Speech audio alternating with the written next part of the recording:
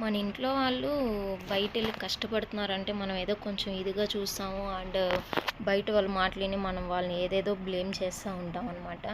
So ఒక్కసారి అయితే ఆలోచించండి, బయటెళ్ళి ప్రతి ఒక్కరు ఎంత కష్టపడుతున్నారో ఒక్కసారి ఆలోచించండి. టైము లేదు, పొగులు లేదు, రాత్రి లేదు, ఎండ లేదు, వాన లేదు, అలా కష్టపడతారు మన ఫ్యామిలీ కోసం. ప్లీజ్ దయచేసి చెప్తున్నాను, ఎవరికైనా కష్టపడే వాళ్ళకి వాల్యూ ఇవ్వండి ఫస్ట్ ఆఫ్ ఆల్. అండ్ వాళ్ళు తింటున్నారా లేదా అట్లీస్ట్ అదైనా కొంచెం పట్టించుకోండి. అండ్ దయచేసి చెప్తున్నాను, అసలు బయట వెళ్ళి కష్టపడే వాళ్ళు ఎవరు అంటే నార్మల్గా ఎవరు రారు. అండ్ అంత ఈజీగా ఏది రాదు.